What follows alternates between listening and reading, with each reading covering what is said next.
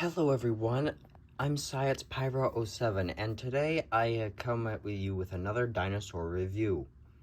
So this time it is a 4 set that I got either in 2018 or 2019, I don't remember when exactly, at the Baton Rogue Zoo in Louisiana. I don't know why they had dinosaurs, but my guess is, like dinosaur toys, there wasn't any animatronics or models or whatever, but my best guess is because of Jurassic World Fallen Kingdom coming out that year. Or like the year before. I don't remember if I got these in 2018 or 19.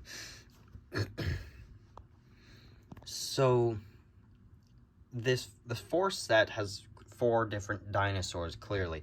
A Triceratops, a Diplodocus, a Velociraptor, and an Iguanodon.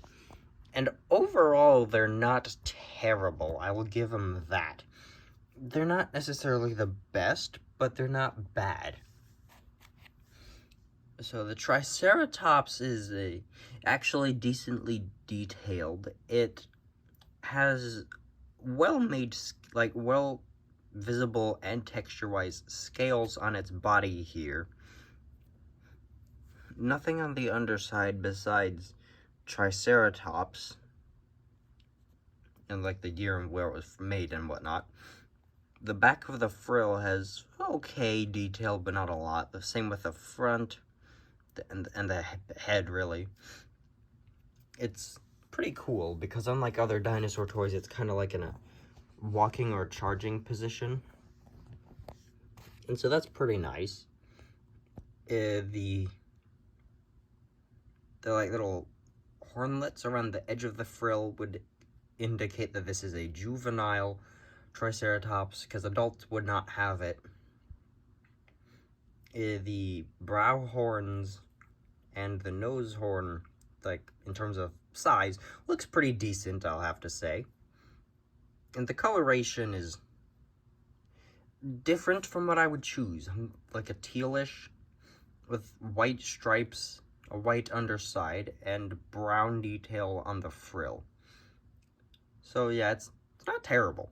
The tail is a little bit too long and too high up. It's missing quills. Wait, this is a 2004 model, so I don't think there would have been evidence of like quills on the tail. So I can't say anything there. But besides that, all of the toes are, all the like toe claws are colored. The toes have detail on them. Like you can see where the foot and then the toe is. And so, yeah, that's the Triceratops. It does not have any, like, articulation or action features. So you just kind of have to do everything yourself. And that goes for all of the animals here. This Diplodocus is also okay. The spines on its back seem a bit large and, well, inaccurate for a Diplodocus. Yes, Diplodocus did have spines, but not like this. It's, again, just like the Triceratops, pretty okay. It's got a black eye with a white pupil.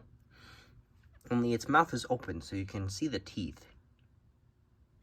And the roof of the mouth is somewhat colored. The tongue is colored, somewhat.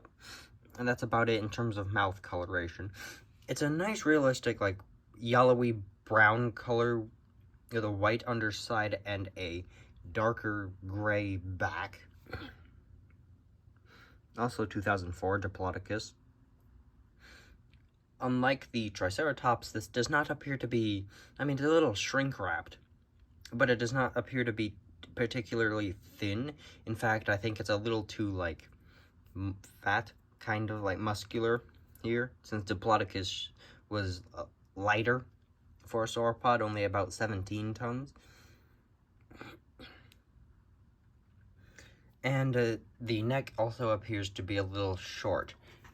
The tail here is curving, which I believe that was just so the model could fit in the bag, but it does accurately, quickly narrow down into, well, a narrow tail. So, oh, and the feet are colored. or at least the toes, black instead of like grayish. So the Diplodocus is pretty good. Now the Velociraptor. This is a 2004 once again, but it being 2004, this was actually a very realistic model for a Velociraptor. It is nearly completely feathered, everywhere except for half of its head, a little bit further down on the legs, and then like a tail fan here. So besides that, it is nearly completely feathered, so that is good, especially for like 2004. It does have an inaccurately shaped head, but it's nowhere near as bad as, say, Jurassic. Well, it is a little bad, but it's like not as bad as Jurassic levels. And the mouth is okayly done. The teeth are pretty noticeable, as is the tongue. The overall painting could be done better on all of them, really, especially the eye.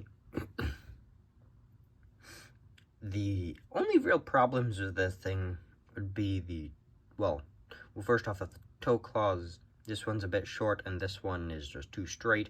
And the main one being pronated wrists. In other words, its wrists are broken, and the hands are useless now. But it's got the feather fans on the arms, so I gotta give him that. And all the claws are colored. Overall, it's a nice orangish with light brown tail, feet, hands, and lower jaw, with black stripes on the underside of the tail.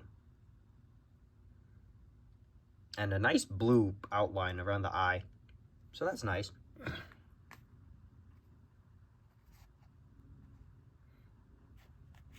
And finally is the Iguanodon. Now this thing is something. It appears to be nice and fat for, like for a dinosaur, but I think it's a little bit too much so. The tail seems quite short. The head actually isn't too bad. It could be a little bit wrong with it, and there looks to be a tiny bit of shrink wrapping, but the head's okay. And the hands are pretty nice. The only problem here is that the thumb claw needs to be, the thumb spike, I guess it is, on an Iguanodon, need to be bigger. Now this guy is like kind of like a cream color with a lighter underside and black stripes on it, and a darker brown, well, not much darker brown beak, and red eyes. And so yeah, that's the 4 set of dinosaurs. I got the Baton Rogue Zoo.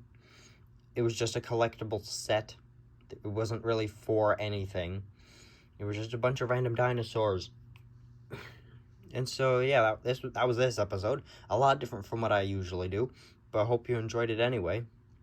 Thanks for watching, and I'll see you next time. Bye.